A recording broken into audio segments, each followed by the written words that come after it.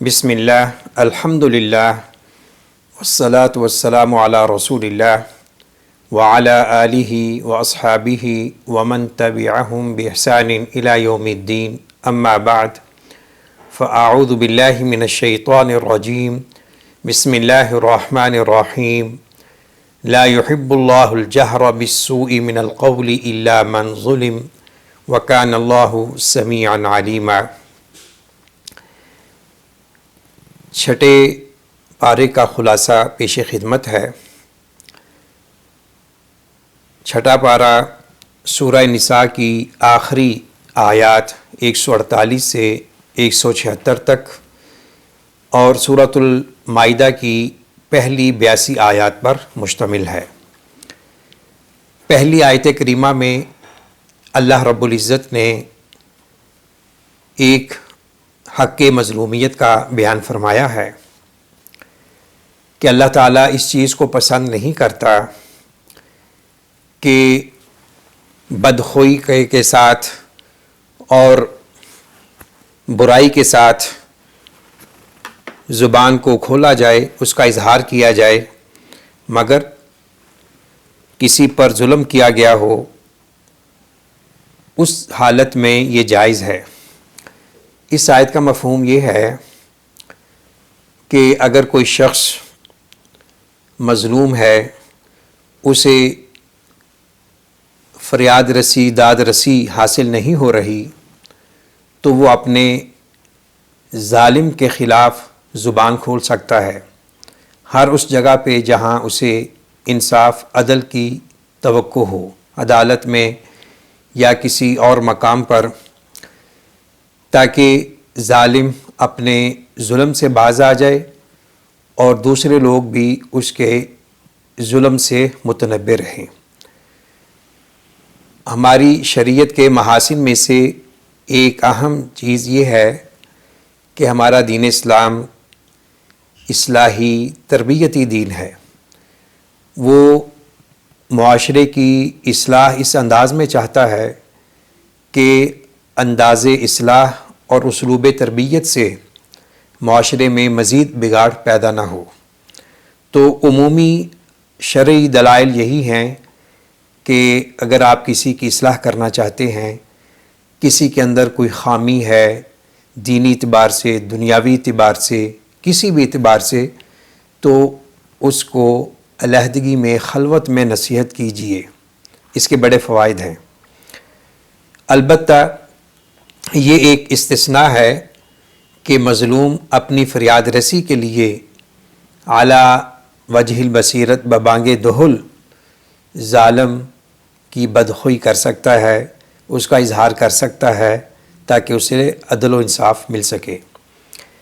سنن ابی داود کتاب الادب میں ایک واقعہ ہے کہ ایک شخص اللہ کے رسول صلی اللہ علیہ وسلم کی خدمت میں حاضر ہوا کہ مجھے میرا پڑوسی اذیت دیتا ہے، تو آپ نے اسے ارشاد فرمایا کہ تو اپنے گھر کا سامان باہر نکال کے رکھ دے۔ اس نے ایسے ہی کیا۔ تو جو بھی اب وہاں اس سے گزر رہا ہے وہ پوچھتا ہے کہ یہ کیا ہوا بھائی؟ وہ بتلاتا ہے کہ میں اپنے پڑوسی کی حرکتوں سے تنگ ہوں، مجھے تکلیف دے رہا ہے۔ تو جو بھی گزرتا اسے لان تان کرتا، یعنی پڑوسی کو۔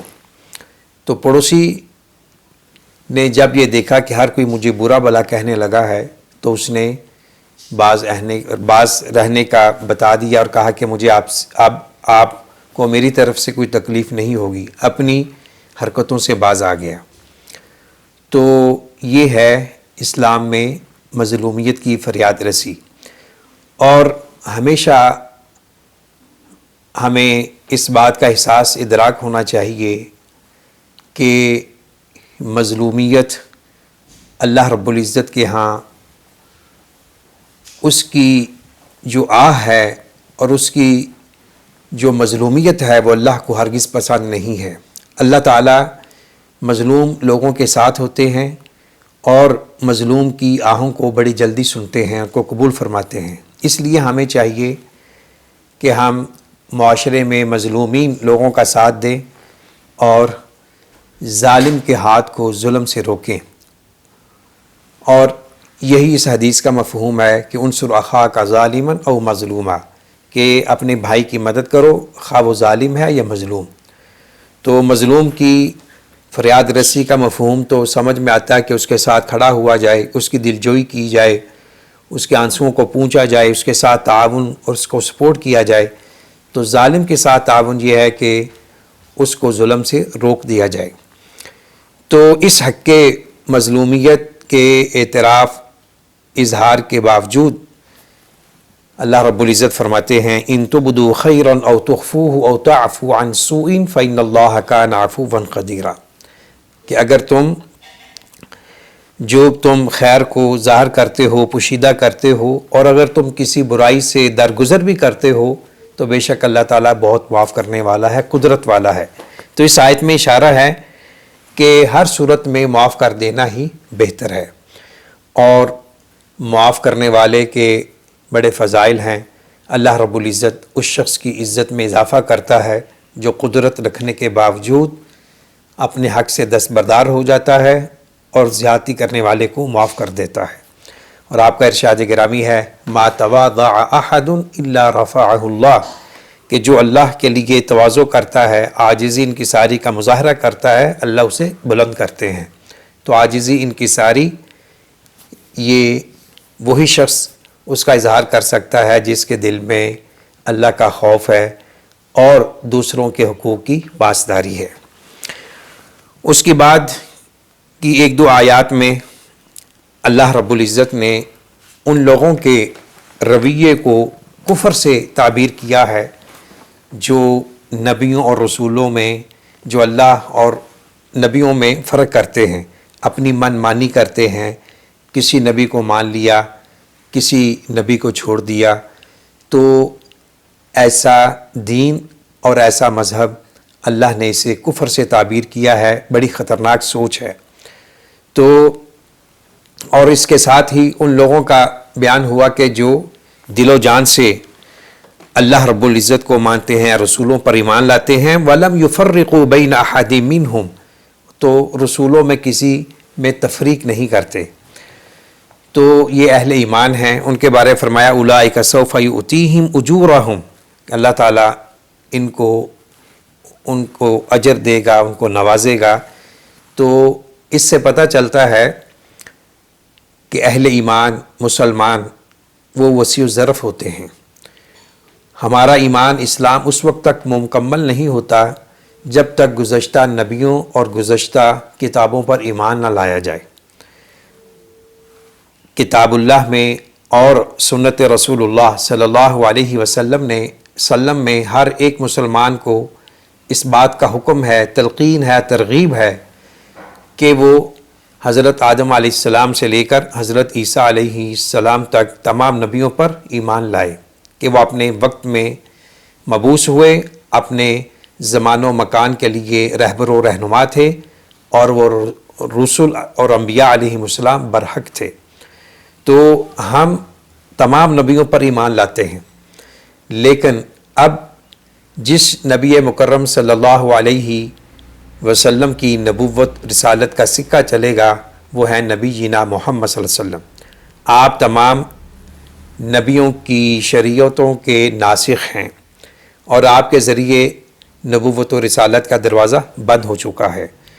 تو اب بھی انہی آگے جا کر 2-3 آیات میں تمام نوع انسانیت کو اللہ نے مخاطب کر کے کہا ہے یا ایھا الناس قد جاءکم الرسول بالحق من ربکم یا ایھا الناس قد جاءکم برہان من ربکم وانزلنا الیکم نورا مبینا۔ تو اللہ کے رسول صلی اللہ علیہ وسلم کی نبوت و رسالت، آپ کا نور ہدایت، قرآن کریم کا نور ہدایت ساری نوع بشریت کے لیے ایک منارہ نور ہے اور ہدایت کا سامان ہے۔ تو اہل کتاب کا یہ رویہ تھا کہ وہ کسی نبی کو مانتے تھے، کسی کو نہیں مانتے تھے۔ مثال کے طور پہ اہل کتاب میں سے یہود موسیٰ علیہ السلام کو مانتے ہیں، حضرت عیسیٰ اور حضرت محمد صلی اللہ علیہ وسلم کی نبوت کا انکار کرتے ہیں، نہیں مانتے۔ اور عیسائی حضرت موسیٰ علیہ السلام کو مانتے ہیں، حضرت عیسیٰ علیہ السلام کو بھی مانتے ہیں، لیکن حضرت محمد صلی اللہ علیہ وسلم کو نہیں مانتے۔ جبکہ مسلمان موسیٰ علیہ السلام کو بھی مانتے ہیں، عیسیٰ علیہ السلام کو بھی مانتے ہیں، اور نبی اکرم صلی اللہ علیہ وسلم کو بھی مانتے ہیں۔ آپ صلی اللہ علیہ وسلم کو ماننے اور دوسرے نبیوں کے ماننے میں یہ فرق ہے کہ اب جس نبی کی اتباع اور اطاعت اور جس نبی کی شریعت ہم سب کے لیے مشعل راہ ہے وہ رسول اللہ صلی اللہ علیہ وسلم ہیں۔ باقی پہلے نبیوں کی تعلیمات ایک خاص محدود زمان و مکان کے لیے تھی، ان کا دور گزر چکا ہے۔ اب وہی دین اسلام برحق ہے جسے اللہ نے اپنے ہاں محبوب دین قرار دیا ہے، اور جسے اللہ نے آپ صلی اللہ علیہ وسلم کے سینہ طہر پر نازل فرمایا، ان الدین عند اللہ الاسلام ومن یبتغی غیر الاسلام دینا فلن یقبل منہ وہو فی الآخرۃ من الخاسرین لقد کان لکم فی رسول اللہ اسوۃ حسنہ۔ ان نصوص قرآنیہ کا مفہوم یہی ہے کہ اب جو شریعت قابل عمل ہے اور ساری نو انسانیت کے لیے منارہ نور ہے، وہ شریعت ہے جو اللہ کے رسول صلی اللہ علیہ وسلم لے کر مبعوث ہوئے ہیں۔ ابتدائی آیات میں اللہ رب العزت نے یہود کے چند جرائم اور گناہوں کا تذکرہ کیا ہے، بڑا ہی جامع انداز ہے، اور اس میں اللہ رب العزت نے ایک یعنی آپ کہہ لیں کہ ان کے جرائم کی فہرست کو بیان کیا تاکہ مسلمان اس سے متنبع رہیں۔ تو ان جرائم میں سے بچھڑے کی پوجا کرنا، اللہ تعالیٰ کے ساتھ کیے ہوئے عہد کو توڑنا، انبیاء کو قتل کرنا، یہ کہنا کہ ہمارے دل بند ہیں، مریم علیہ السلام پر بہتان لگانا، مسیح حضرت عیسیٰ علیہ السلام کے قتل کا دعویٰ کرنا، سود خوری وغیرہ۔ تو یہ یہود کے جرائم کی ایک فہرست ہے، اور قرآن کریم کا ایک سروے اور تحقیق کے مطابق چوتھا حصہ اہل کتاب کی تاریخ پر مشتمل ہے۔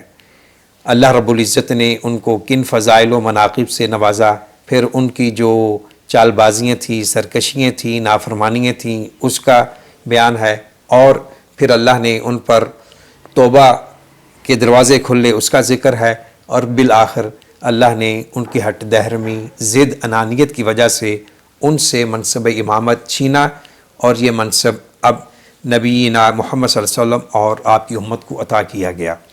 تو یہ قرآن کریم کا حصہ، اس میں ہم سب کے لیے درس عبرت یہ ہے کہ مسلمان وہ کام نہ کریں جو پہلی قومیں کرتی رہی ہیں، اور وہ ان جرائم اور گناہوں کی پاداش میں اللہ کے غضب اور اللہ کی لعنت کے مستحق ٹھہرے۔ اللہ ہمیں ایسے انجام بد سے محفوظ رکھے۔ اس کے بعد اہل کتاب کے اس گروہ کا بھی ذکر کیا گیا ہے جو نبی اکرم صلی اللہ علیہ وسلم پر ایمان لایا، اور اس گروہ کی تحسین کی گئی ہے کہ یہ اچھے کام کرتے ہیں، نمازیں ادا کرتے ہیں، ان کے دلوں میں رسوخ ہے۔ تو اللہ تعالیٰ نے ایسے گروہ کی تعریف کی ہے، اور یہاں اسی طرح غلو سے منع کیا گیا ہے۔ غلو کا معنی یہ ہے کہ دین میں جس چیز کا جو درجہ و مرتبہ ہے یا وزن و مقام ہے، اس کو بڑھا کر کچھ سے کچھ کر دیا جائے۔ جو چیز ایک پاؤ سیر ہے وہ من بھر کر دی جائے۔ جو حکم صرف استحباب و استحسان کا درجہ رکھتا ہے اس کو فرض اور واجب کا درجہ دے دیا جائے، تو یہ درست نہیں ہے، غلو حرام ہے ہماری شریعت میں۔ اللہ کے رسول صلی اللہ علیہ وسلم نے فرمایا لا تطرونی کما اطرت النصارى عیسی ابن مریم، کہ مجھ پہ اسی طرح غلو نہ کرو جس طرح نصارہ نے عیسی ابن مریم کے بارے کیا، ان کو خدا بنا دیا، ثالث ثلاثہ کہا، بس مجھے اللہ کا بندہ اور اس کا رسول کہا کرو۔ تو یہ غلو سے بدعات، خرافات کے بڑے بلکہ شرکیات کے دروازے کھلتے ہیں۔ سورۃ المائدہ مدنی ہے، 120 آیات ہیں، 82 آیات چھٹے پارے کا حصہ ہیں، اور اس کے 16 رکوع ہیں، اور 10.5 رکوع چھٹے پارے کا حصہ ہیں۔ تو اس کا نام حل یستطیع ربک ان ینزل علینا مائدۃ من السماء کے لفظ سے ماخوذ ہے۔ تو سورت کے مضامین سے ظاہر ہوتا ہے اور روایات سے اس کی تصدیق ہوتی ہے کہ یہ صلح حدیبیہ کے بعد 6 ہجری کے اواخر یا 7 ہجری کے اوائل میں نازل ہوئی ہے۔ تو اس صورت میں جو اہم چند باتیں ان کی فہرست آپ کے ساتھ بیان کرنا چاہوں گا۔ سب سے پہلے جو اس کے مرکزی مباحث موضوعات ہیں، نمبر 1، مسلمانوں کی مذہبی، تمدنی اور سیاسی زندگی کے متعلق مزید احکام، ہدایات۔ اس سلسلے میں سفر حج کے آداب مقرر کیے گئے، شعائر اللہ کے احترام اور زائرین کعبہ سے عدم تعرض کا حکم دیا گیا، کھانے پینے کی چیزوں میں حلال و حرام کے قطعی حدود قائم کیے گئے، اور دور جاہلیت کی خود ساختہ بندشوں کو توڑ دیا گیا۔ اہل کتاب کے ساتھ کھانے پینے اور ان کی عورتوں سے نکاح کرنے کی اجازت دی گئی، وضو، غسل اور تیمم کے قاعدے مقرر کیے گئے، بغاوت، فساد، سرقہ یعنی چوری کی سزائیں متعین کی گئیں، شراب اور جوئے کو قطعی حرام کر دیا گیا، قسم توڑنے کا کفارہ مقرر کیا گیا، اور قانون شہادت میں مزید چند دفعات کا اضافہ کیا گیا۔ نمبر 2، مسلمانوں کو نصیحت۔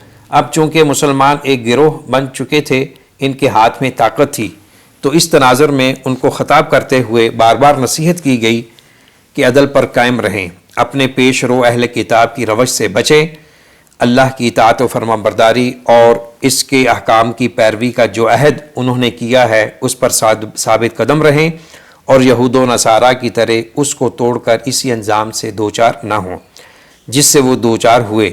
اپنے جملہ معاملات کے فیصلوں میں کتاب الہی کے پابند رہیں اور منافقت کی روش سے اجتناب کریں۔ نمبر 3، یہودیوں اور عیسائیوں کو نصیحت۔ یہودیوں کا زور اب ٹوٹ چکا تھا، تو اس تناظر میں ان لوگوں کو ایک بار پھر ان کے غلط رویوں پر متنبہ کیا گیا ہے اور انہیں راہ راست پر آنے کی دعوت دی گئی ہے۔ نیز چونکہ صلح حدیبیہ کی وجہ سے عرب اور متصل ممالک کے قوموں میں اسلام کی دعوت پھیلانے کا موقع نکل آیا تھا، اس لیے عیسائیوں کو بھی تفصیل کے ساتھ خطاب کر کے ان کے عقائد کی غلطیاں بتائی گئی ہیں اور انہیں نبی عربی پر ایمان لانے کی دعوت دی گئی ہے۔ جیسا کہ میں نے شروع میں بیان کیا کہ ان آیات کریمہ میں اللہ رب العزت نے پوری نوع انسانیت کو قرآن کریم اور صاحب قرآن نبی جینا محمد صلی اللہ علیہ وسلم کی دعوت پر ایمان لانے کا حکم دیا ہے اور اعلان کیا ہے۔ سورہ مائدہ کے آغاز میں فرمایا، یا ایھا الذین آمنوا اوفوا بالعقود، اے ایمان والو وعدوں کو، عہد و پیمان کو پورا کیا کرو۔ عقود عقد کی جمع ہے، ایگریمنٹ، عہد و پیمان۔ اس کی دو اہم شکلیں ہیں، ایک وہ عہد جو اللہ اور اس کے بندوں کے درمیان ہے جو عہد الست ہے، اور اسی طرح اہل کتاب نے جو بار بار یقین دہانیوں کے بعد اللہ سے وعدے کیے تھے کہ ہم شریعت کو مانیں گے، اور اسی طرح اس میں وہ وعدے بھی شامل ہیں جو بحیثیت مسلمان ہم نے اللہ اور اس کے رسول صلی اللہ علیہ وسلم سے کیے ہوئے ہیں۔ تو یعنی وہ وعدے جن کا تعلق دین، مذہب، شریعت سے ہے، اور دوسرے وعدے کی وہ قسم جو انسانوں کے باہمی طور پہ سر انجام پاتے ہیں، کسی تجارتی معاہدہ ہے، سیاسی معاہدہ ہے، سماجی معاہدہ ہے، تو جو معاہدے ہیں ان کو پورا کرنا بھی ضروری ہے۔ اور اللہ رب العزت نے لوگوں کے ساتھ تعلقات، معاملات سدھارنے کے لیے ایک بہت ہی اچھا قاعدہ کلیہ بیان فرمایا، وَتَعَاوَنُوا عَلَى الْبِرِّ وَالتَّقْوَى وَلَا تَعَاوَنُوا عَلَى الْإِثْمِ وَالْعُدْوَانِ، کہ نیکی اور تقوی کے کاموں میں ایک دوسرے کے ساتھ تعاون کیا کرو، زیادتی اور ناانصافی پر کسی کے ساتھ تعاون نہ کیا کرو۔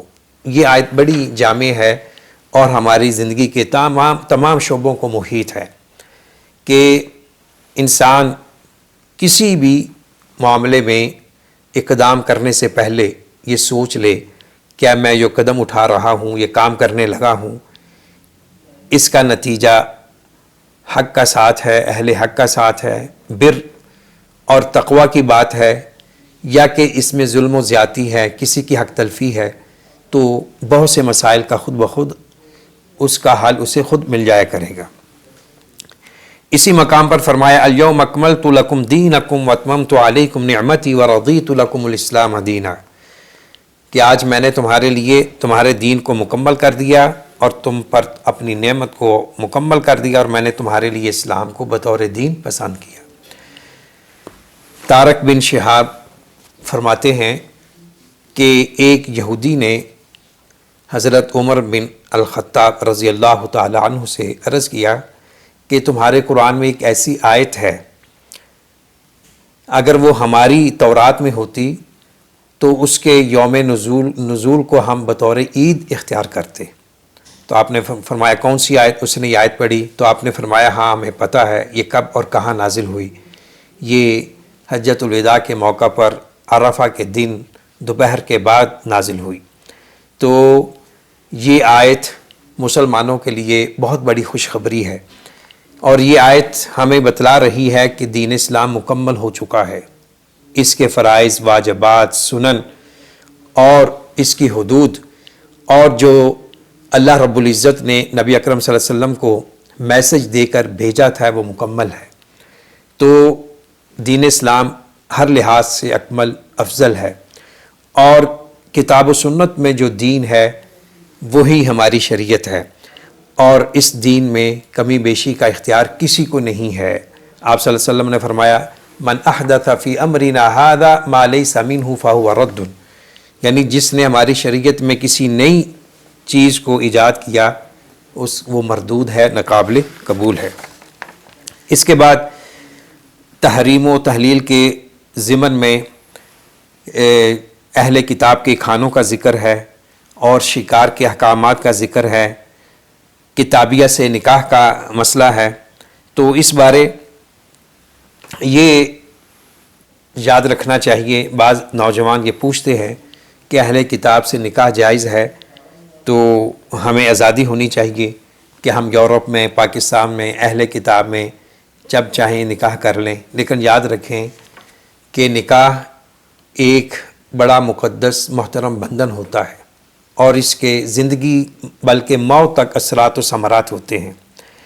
تو ٹو دی پوائنٹ بات یہ ہے، اگر آپ کو یقین ہو جائے کہ اہل کتاب میں سے کسی خاتون سے جو کہ با کردار ہو، با حیا ہو اور عفت و عصمت والی ہو، اس سے آپ نکاح کریں، اور اس نکاح کے بعد آپ کا ایمان اور اخلاق محفوظ رہے، آپ کی ینگ جنریشن آنے والی نسلیں بھی ان کا بھی ایمان دین محفوظ رہے، تو پھر آپ یہ قدم اٹھائیں، ورنہ گریز کریں۔ اس بارے یہ اہل علم نے لکھا کہ محسنہ سے مراد آزاد، باعزت، شریف اور اچھے اخلاق کی عورتیں ہیں۔ یہ اجازت مشروط ہے، یعنی آوارہ اور بدچلن عورتیں نہ ہوں۔ سلف صالحین میں سے ایک گروہ نے دارالحرب اور دارالکفر میں کتابیات سے نکاح کو مکروہ قرار دیا ہے۔ ان کے نزدیک کتابیہ عورت سے نکاح کے جواز کے لیے دارالاسلام شرط ہے، یعنی اہل کتاب کی خاتون سے نکاح جائز ہے، لیکن اپنے دین اخلاق کو محفوظ رکھنا یہ واجب ہے۔ تو کہیں ایسا نہ ہو کہ جواز کا عمل کرتے ہوئے ہم اپنے فرض اور واجب سے سبکدوش ہو جائیں۔ آیت نمبر 6 اور 7 میں طہارت کے مسائل کا ذکر ہے۔ اسلام دین طہارت ہے، پاکیزگی ہے، اور اسلام کے اندر پاکیزگی زبان سے اس کا تعلق ہے، کردار سے اس کا تعلق ہے، جسم سے اس کا تعلق ہے، گھر سے، انوائرمنٹ سے۔ انسان جہاں بھی بس رہا ہے وہ اپنے ارد گرد کے ماحول کو پاک صاف رکھے، یہ ہمارے دین نے اسلام کی تربیت ہے۔ اس سے بڑھ کر دستور طہارت کیا ہو سکتا ہے کہ 5 وقت نماز ادا کرنے کے لیے وضو شرط ہے، اور وضو کے بڑے فوائد و ثمرات ہیں۔ اس کے بعد مسلمانوں کو حق و عدل پر قائم رہنے کی ہدایات دی گئی ہیں۔ بنی اسرائیل اور نصارہ کو عہد کی یاد دہانی کرائی گئی ہے۔ اہل کتاب کو ایمان لانے کی دعوت ہے، اور آیت نمبر 27 تا 31 میں حابیل قابیل کا واقعہ ہے۔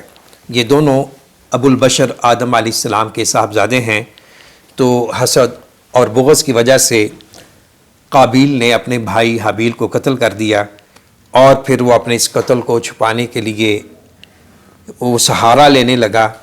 تو اللہ رب العزت نے اس کا ذکر کیا ہے، اور ساتھ ہی فرمایا من اجل ذلک کتبنا علی بنی اسرائیل انہ من قتل نفسا بغیر نفس او فساد فی الارض۔ اس امر کا بیان کہ نفس انسانی کی مذکورہ بالا خرابی کے سد باب کے لیے اللہ تعالیٰ نے بنی اسرائیل کے لیے یہ قانون بنایا کہ قاتل کا قتل کہ ایک کا قاتل سب کا قاتل اور ایک کا بچانے والا سب کا بچانے والا ہے، یعنی قتل جماعتی اجتماعی جرم اور حفاظت جان اجتماعی ذمہ داری ہے۔ لیکن بنی اسرائیل نے اس قانون کا احترام نہیں کیا، بلکہ اپنے رسولوں کی کھلی ہوئی ہدایات تنبیہات کے باوجود خدا کی زمین میں فساد مچاتے رہے۔